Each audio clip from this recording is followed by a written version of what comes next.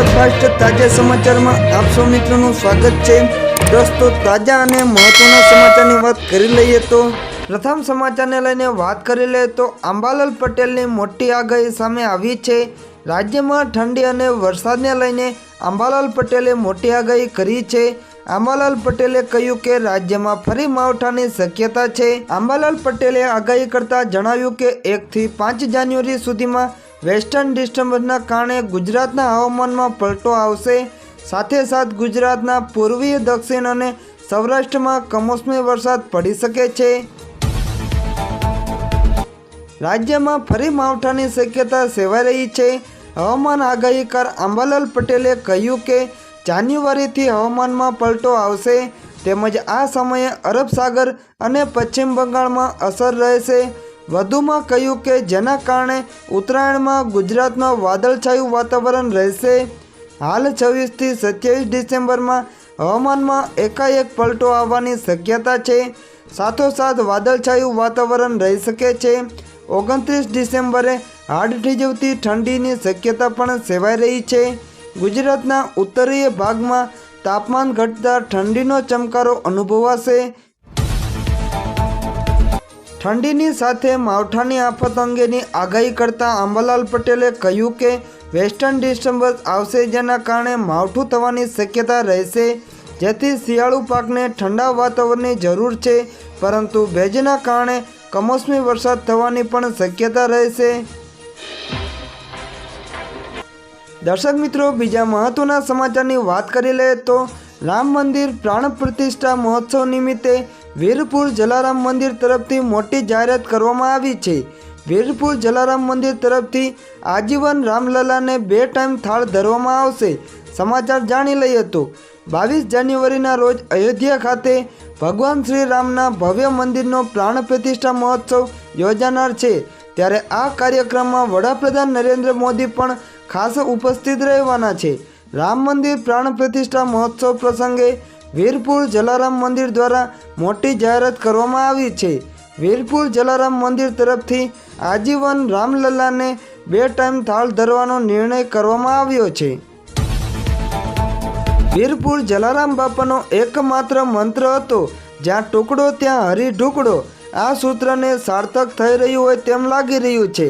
આજથી જ્યારે 3 વર્ષ પહેલાં જ્યારે અયોધ્યા રામ મંદિર નિર્માણ પામતું હતું, ત્યારે વીરપુર જગ્યાના ગાદીપતિ રઘુરામ બાપાએ અયોધ્યા મંદિરના ટ્રસ્ટીઓને આજીવન થાળનો પ્રસ્તાવ મૂક્યો હતો, જે પ્રસ્તાવનો અયોધ્યા મંદિરના ટ્રસ્ટીઓએ સ્વીકાર કરતા વીરપુરમાં ખુશીનો માહોલ જામ્યો છે। તેમજ 22 અને 23 જાન્યુઆરી 2 દિવસ અયોધ્યામાં ભગવાન શ્રી રામ મંદિરના પ્રાણ પ્રતિષ્ઠા મહોત્સવમાં આવેલ તમામ દર્શનાર્થીઓને લાડુનો પ્રસાદ વીરપુર જલારામ મંદિર તરફથી આપવામાં આવશે। તેમજ વીરપુરથી 50 સ્વયંસેવકોની ટીમ આગામી તારીખ 2 જાન્યુઆરીના રોજ અયોધ્યા મગધનો પ્રસાદ બનાવવા જશે। સ્વયંસેવકો માટે ખાસ ડ્રેસ કોડ પણ તૈયાર કરવામાં આવેલ છે। દર્શક મિત્રો, ત્રીજા મહત્વના સમાચારની વાત કરી લઈએ તો રાજ્ય સરકારે કરી મહત્વની જાહેરાત। શાળાઓમાં ધોરણ 6 થી 12ના અભ્યાસક્રમમાં ગીતાજીના પાઠ ભણાવવામાં આવશે। પહેલા તબક્કામાં ધોરણ 6 થી 8ને આવરી લેવાશે। ગીતા જયંતિના દિવસે સરકારે નિર્ણય કર્યો હતો। ભાવિ પેઢીમાં શિક્ષણની સાથે સંસ્કારોનું સિંચન થાય તેવો હેતુ છે। સરકારે ભગવદ્ ગીતાના પાઠ ભણાવવા અનેક ફાયદા ગણાવ્યા છે। વિદ્યાર્થીઓને સરળ ભાષામાં ભગવદ્ ગીતાની સમજણ મળે તેવો હેતુ છે। ભગવદ્ ગીતા ભણવાથી વિદ્યાર્થીઓને અનેક સવાલોનો જવાબ મળશે। વધુમાં વાત કરી લઈએ તો ધોરણ 6 થી 12ના અભ્યાસક્રમમાં ગીતાના પાઠ છે। નવા પુસ્તકનું વિમોચન કરવામાં આવ્યું છે। રાજ્યના શિક્ષણ વિભાગે પુસ્તકને તૈયાર કર્યું છે। પુસ્તકમાં ગીતાના મંત્ર અને તેનું ગુજરાતી ભાષાંતર કર્યું છે। સાયન્સના વિદ્યાર્થીઓ પણ લાભ લઈ શકશે। 2024ના નવા સત્રથી શાળામાં ગીતાના પાઠ ભણાવશે। પુસ્તકમાં સચિત્ર વિગત પણ આપવામાં આવી છે।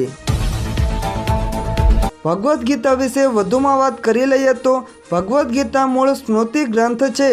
મૂળ ભગવદ્ ગીતા સંસ્કૃતમાં રચાયેલી છે। ભગવદ્ ગીતામાં 18 અધ્યાય અને 700 શ્લોક છે। ભગવદ્ ગીતાનો સમયગાળો ઈસવીસન પૂર્વે 3066 આસપાસ માનવામાં આવે છે. અપવાદને બાદ કરતા મોટા ભાગના શ્લોકો અનુષ્ટુપ છંદમાં છે. ભગવદ્ ગીતાનો હાર્દ એ છે કે માનવ જીવન એક યુદ્ધ છે. યુદ્ધમાં દરેકે લડવું પડે છે, પણ પીછેહટ કર્યા વગર ભગવદ્ ગીતાનો સાચો રસ્તો બતાવી માનવને નિર્ણય લેવાની સ્વતંત્રતા આપે છે. દર્શક મિત્રો, બીજા મહત્વના સમાચારની વાત કરી લે તો ખેડૂતો માટે દિવસે વીજળી મળે તે માટે સીએમ ભૂપેન્દ્ર પટેલે નક્કી કરી છે નવી ડેડલાઇન. સમાચારને જાણી લઈએ તો ગુજરાતના ખેડૂતો માટે અગત્યના મુદ્દાની ફરી એકવાર ચર્ચા થઈ છે. ચર્ચાના કેન્દ્રમાં ખુદ મુખ્યમંત્રી જ હતા. મોડાસામાં મુખ્યમંત્રીએ જાહેરાત કરી કે 2024ના અંત સુધીમાં રાજ્યના ખેડૂતોને દિવસે વીજળી મળશે. જાહેરાત કરતાની સાથે મંચ ઉપર હાજર ઉર્જા મંત્રીને પણ મુખ્યમંત્રીએ ટકોર કરી દીધી છે. જો કે સિક્કાની બીજી બાજુએ પણ છે કે 2023માં વિધાનસભા બજેટ સત્રમાં નાણાં અને ઉર્જા મંત્રી કનુ દેસાઈએ કહ્યું હતું કે કિસાન સૂર્યોદય યોજના 2023ના અંત સુધીમાં અમલી બનશે. આ ડેડલાઇનમાં હવે નવી ડેડલાઇન ઉમેરાઈ છે. 2020માં જ્યારે આ યોજના શરૂ કરવામાં આવી હતી ત્યારે રાજ્ય સરકારનો દાવો હતો કે 2022 સુધીમાં આ યોજના દરેક જરૂરિયાતમંદ ખેડૂત સુધી પહોંચી જશે, જેમાં સમયાંતરે મુશ્કેલીઓ આવી અને મર્યાદા લંબાતી જઈ. 2024ની ડેડલાઇન મળી છે ત્યારે કિસાન સૂર્યોદય યોજનાની સંપૂર્ણ અમલવારી થશે. કિસાન સૂર્યોદય યોજનાની અમલવારી માટે સરકાર સક્રિય થઈ છે. ખુદ મુખ્યમંત્રીએ નોંધ લીધી છે. તેમજ ખેડૂતોને દિવસે વીજળીની ઘણા સમયથી માંગ થઈ રહી છે. ડિસેમ્બર 2024 સુધીમાં ખેડૂતોને દિવસે વીજળી મળશે તેવા નિર્ધાર છે. સરકારની જાહેરાતને ખેડૂતોએ આવકારી છે. કિસાન સૂર્યોદય યોજનાની ઝડપી અમલવારી કઈ રીતે છે તે મહત્વનો સવાલ છે. કિસાન સૂર્યોદય યોજનાનો મુખ્ય હેતુ ગુજરાતના ખેડૂતોને દિવસે વીજળી મળે તે માટે છે. દર્શક મિત્રો, ત્રીજા મહત્વના સમાચારની વાત કરી લઈએ તો 3 નવા ક્રિમિનલ લો લોકસભામાં પાસ થયા છે. સમાચાર જાણી લઈએ તો આઝાદી વખતના 3 જૂના કાયદા મોટા ફેરફાર કરી દેવાયા છે. લોકસભામાં કેન્દ્રીય ગૃહમંત્રી અમિત શાહ દ્વારા રજૂ કરવામાં આવેલા 3 નવા ક્રિમિનલ લોને બિલ પાસ કરી દેવામાં આવ્યા છે. એક કાયદામાં મોબ લિંચિંગ અને સગીરા પર રેપ માટે ફાંસીની સજાની પણ જોગવાઈ કરવામાં આવી છે. દર્શક મિત્રો, છેલ્લા અને મહત્વના સમાચારની વાત કરી લઈએ તો સીએમ ભૂપેન્દ્ર પટેલના હસ્તે ફાયર સેફટી કોપ ઈ પોર્ટલ લોન્ચ કરવામાં આવ્યું છે. મુખ્યમંત્રીએ પ્રી વાઇબ્રન્ટ સમિતિ અંતર્ગત શહેરી વિકાસ વિભાગ આયોજિત કોન્ફરન્સમાં તાજેતરમાં આ પોર્ટલ લોન્ચ કરવામાં આવ્યું હતું. આગ સામે પ્રમાણમાં વધારે જોખમી હોય તેવી ઇમારતો, બહુમાળી મકાનો, હોસ્પિટલ, હોટલ કે shopping mall, school, college building વગેરેની ફાયર સેફટી સુવિધાઓ વિશે લોકોને સુપર જાણકારી મળી રહે તેવા ઇઝ ઓફ લિવિંગ વૃદ્ધિનો અભિગમ આ પોર્ટલ કાર્યરત કરવા પાછળ રાખવામાં આવેલો છે. મુખ્યમંત્રી ભૂપેન્દ્ર પટેલે આ ઈ પોર્ટલ બનાવવા માટે જનભાગીદારી વ્યૂહ અપનાવીને ફાયર રેગ્યુલેશન મુસદ્દા અંગે જાહેર વાંધા સૂચનો મંગાવી તેને હાઈ લેવલની ટેકનિકલ કમિટી દ્વારા અભ્યાસ કરીને જરૂરી સુધારા વધારા સાથે ફાયર નિયમો બનાવીને સરકારની મંજૂરી આપી છે. એટલું જ નહીં, આગ સામે પ્રમાણ વધારે જોખમી હોય એવી ઇમારતોની ફાયર સેફટી સર્ટિફિકેટ અને તેનું રિન્યુઅલ પ્રક્રિયા પારદર્શી બનાવવા સમગ્ર રાજ્ય માટે એક સર્વગ્રાહી અને યુઝર ફ્રેન્ડલી સોફ્ટવેર બનાવીને મોબાઈલ એપની સુવિધા પણ આપવામાં આવી છે.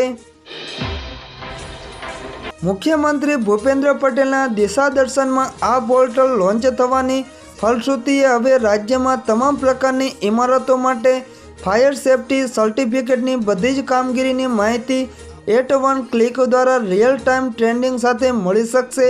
પોતાની એપ્લિકેશન સ્ટેટસ પણ જાણી શકાશે. તેમજ જરૂરી ફીનું ધોરણ રાજ્યભરમાં હવે એક સમાન થશે અને યુપીઆઈ અથવા કાર્ડની મદદથી ઓનલાઈન ફીસ ભરવાની સહુલિયત પણ મળી શકશે. ફાયર સેફટીને લઈને વધુ વાત કરી લઈએ તો રાજ્ય સરકારે ફાયર સેફટી ઓફિસર્સ તરીકે તાલીમ આપી 250થી વધુ ખાનગી વ્યવસાયિકોને એફએસઓ તરીકે સક્ષમ બનાવ્યા છે. આ FSO દર 6 મહિને બિલ્ડિંગ ધારકો માટે મોક ફાયર ડ્રીલ, જનજાગૃતિ તેમજ ફાયર સેફટી સાધનોની સ્થિતિની તપાસ ઓનલાઈન પોર્ટલના માધ્યમથી કરી શકશે।